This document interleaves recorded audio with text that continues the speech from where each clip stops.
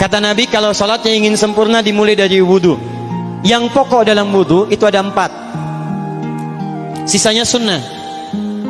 Awas, kalau yang 4 ini tidak sempurna maka batal wudunya. 1. Faghsilu wujuhakum, basuh wajahnya. Kalau disebutkan wajah dalam bab wudu, itu tidak ada yang lain kecuali bagian tampak muka, gitu ya. Kalau yang punya jenggot, itu termasuk janggutnya di selai-selai. Sifat wudu cuma ada 3. 1, pakai keran. 2, pakai gayung. 3, air yang mengalir. Ya, seperti di sungai ada air mengalir, itu nggak ada masalah. Tapi kalau menggunakan gayung atau semisalnya, Nabi itu diriwayatkan dalam hadis itu sangat menghemat air. Bahkan pernah beliau kemudian berwudu, kalau kita kemudian hitung, itu hanya sejumlah Pak, seaqua gelas Pak, cukup. Atau yang kedua, menggunakan keran ya. Kalau sekarang kita ada keran, contoh ini kerannya. Ya. Kerannya agak tinggi sedikit. Dan kita sesuaikan. Ambil airnya. Misal contoh, ghosala. Ghosala itu bukan ditumpahkan, ambil air, tumpahkan di tempat yang akan dibasuh gini. Yang telunjuk itu kemudian menghapus atau menghilangkan kotoran di sela-sela mata, contoh. Yang jempol menghilangkan kotoran di sela-sela telinga bagian belakang di sini. Ya. Kalau misalnya saya mulai ambil airnya, kemudian saya tumpahkan di sini. Yang telunjuk membersihkan di jari-jari di sini, di sela-sela mata. Yang jempol kemudian membersihkan di sela-sela di bawah telinga sini. Kemudian selesai. 1. Tahan sebentar ya, ini praktek dulu sebentar. 2. Wa aidiakum ilal marafiq, ini yang sering keliru. Dan tangan sampai siku. Jadi saat kita mengambil air wudu, ambil airnya, tumpahkan dari sini ilal marafiq sampai ke siku ke sini. Balikan lagi ke depan. Jadi bukan kerannya dibeginikan, sikunya dibeginikan, takut, bukan. Jadi bukan siku diteruskan ke bawah. Yang tepat itu ambil airnya, kemudian basuh dari sini sampai dengan ke sikunya. Hati-hati, ini ada maknanya. Dan jika benar di hadis Muslim, jika orang wudunya benar seperti ini, maka bersamaan dengan jatuhnya air wudu itu, jatuh pula dosa-dosa dan kotoran yang melekat pada anggota tubuhnya. Tidak cukup dengan amin, nanti kita lihat dulu. Tangan selesai, pindah kemana? Bukan ke rambut, tapi kepala. Jadi dalam bab wudu yang diusap bukan rambutnya, kepalanya. Itulah keadilan Allah. Kalau yang diusap kepalanya, semua manusia yang hidup pasti punya kepala.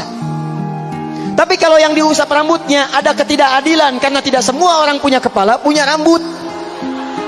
Tuh. Nah sekarang lihat sini. Ketika kita diminta mengusap kepala, bahasanya masaha. Masaha itu begini. Ini saya punten. Bismillah. Ini ya. Ambil airnya, tumpahkan, baru kemudian diusapkan ke kepalanya.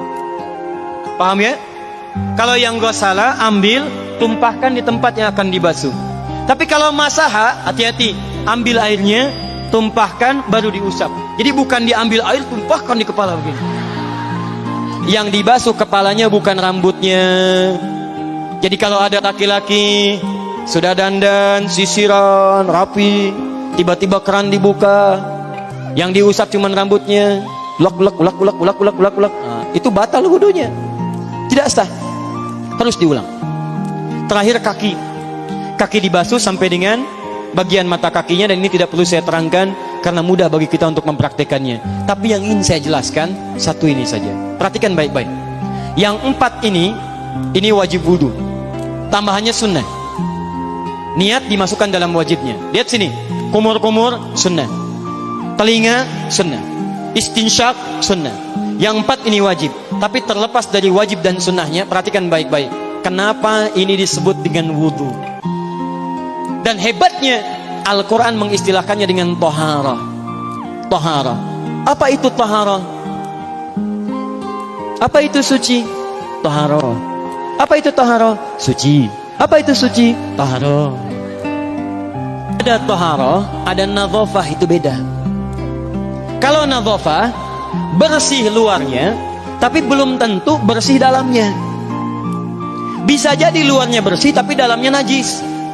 Misal, hewan yang paling najis apa? Yang haram. Misal hewan tadi itu, hewan babi misalnya, misal dibersihkan, dimandikan, disisir sampai bersih. Bersih tidak? Bersih, bersih. Tapi halal tidak? Suci tidak? Tidak. Al-khinziru nadhifun walakinnahu ghairu tahir. Babinya bisa bersih tapi tetap tidak halal, tidak suci dia, tetap haram, tetap najis. Paham? Tapi kalau bersih luarnya dan suci dalamnya, maka kalimatnya berubah dari nadhafah jadi taharah. Taharah. Orangnya disebut dengan tahir. Kalau rajin dikerjakan disebut dengan mutatahhir. Wudu dalam Quran disebut dengan taharah. Seakan-akan memberikan pesan, maaf, orang yang wudu itu bukan hanya bersih fisik luarnya saja. Jadi kalau orang wudunya bersih, bukan cuma wajahnya yang bersih. Kalau wudunya benar, bukan kotoran di tangan saja yang hilang, tapi mohon maaf, fisik dalamnya itu ikut suci.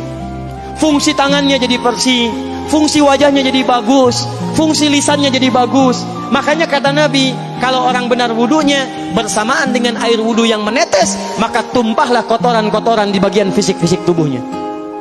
Jadi kalau kita benar wudunya kumur-kumur, kukumur, masukkan, keluarkan, bersamaan dengan keluarnya air itu, maka kotoran-kotoran di lisan pun ikut keluar.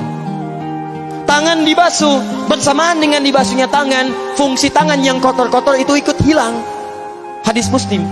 Makanya orang yang setelah selesai wudu dia berdoa, apa wudunya? Apa doa wudunya? Asyhadu an la ilaha wa asyhadu anna Muhammadan Allahumma minat waj'alni minal, lihat sini, minal mutatahhirin, minat tawabin. Lihat. Bapak Ibu kan baru wudu, tapi kenapa doanya selesai tobat? Allahumma ja'alni minat tawabin. Ya Allah, jadikan saya termasuk orang tobat. Kita kan baru wudu, kenapa doanya baru selesai tobat? Sedangkan tobat itu mengakui kesalahan, menyesali kesalahan, dan berjanji meninggalkan yang salah, mengganti dengan yang baik-baik. Makanya kalau orang wudunya benar itu, begitu dia kumur-kumur, dia ingat kesalahan apa yang dikerjakan oleh lisan ini. Jadi begitu kemudian ditumpahkan airnya, hilang kotorannya. Maaf, yang suka mencela wudu, selesai wudu tidak akan mencela lagi karena tobat dari celaan. Makanya kalau wudu Anda benar, coba ingat-ingat, siapa korban dari lisan Anda yang tajam itu? Apakah ibu Anda yang pernah menangis karena lisan Anda? Apakah ayah Anda yang kecewa karena kalimat-kalimat Anda? Apakah tetangga Anda yang menjauhi Anda karena kata-kata kotor Anda? Kalau tiap hari Anda wudu, tapi kemudian lisan Anda masih kotor juga, ada yang salah. Anda cuma menghabiskan air untuk menghilangkan kotoran di lisan. Itu tanda pertama. Tangan basuh. Makanya orang yang wudunya benar, tangannya tidak akan berbuat yang kotor lagi sampai ke ujung kakinya. Karena itulah ibadah ini disebut dengan wudu, seakar dengan kata dau. Kata para ulama, mereka sebagian mengatakan dau artinya cahaya, dau artinya sinar, dau artinya al-husnu, baik budi pekerti. Kalau orang benar wudunya, bertambah sinar di tangannya, sinar di wajahnya, sinar di lisannya. Apa sinar itu? Di dunia sinar-sinar amaliyah kebaikan, sifat-sifat baik, di akhirat pancaran-pancaran kemuliaan. Satud'a ummati yaumal qiyamati ghurral muhajjalin, akan dipanggil umatku di hari kiamat dengan banyak cahaya melekat di tubuhnya. Tangannya ada cahaya, matanya ada cahaya, wajahnya bercahaya, kakinya bercahaya. Cahaya apa itu? Kata Nabi, min atharil wudu, dari bekas wudunya. Jadi kalau kita benar wudunya, itu kita jadi orang baik. Ada cahaya kebaikan dalam diri kita. Itu yang disebut dengan tawabin. Makanya kalau bapak ibu tiap hari wudu, Allahumma ja'alni minat tawabin, tapi mulut tidak tobat, tangan tidak tobat, kaki tidak tobat, ada yang salah dengan wudunya. Waj'alni minal mutatahhirin, jadikan saya orang bersih dan suci. Jadi kalau selesai wudu, pakaian bersih, wajah bersih, tangan bersih. Ini pakaian bersih, pakai jas, pakai dasi, tapi tangan tidak bersih, korupsi juga, mencuri juga, menipu juga, ada yang salah dalam wudunya. Kalau kita bisa mengerjakan wudu ini dengan baik, maka naik status kita. Disebut sebagai, langsung oleh Al-Quran, disebut hamba yang dicintai oleh Allah Subhanahu wa ta'ala. Di Quran surah kedua Al-Baqarah ayat 222. Saya tutup. Lihat ayatnya. Ujung ayatnya, di ujung ayatnya, innallaha yuhibbut tawwabina wa yuhibbul mutatahhirin. Sungguh Allah akan sangat mencintai orang-orang yang tobat dan orang-orang yang terbiasa untuk bersuci. Kita selesai wudu mengatakan Allahumma ja'alni minat tawabin waj'alni minal mutatahhirin. Dijawab oleh Allah, innallaha yuhibbut tawabin wa yuhibbul mutatahhirin. Karena itulah orang yang rajin wudu adalah orang-orang yang dicintai oleh Allah Subhanahu wa taala.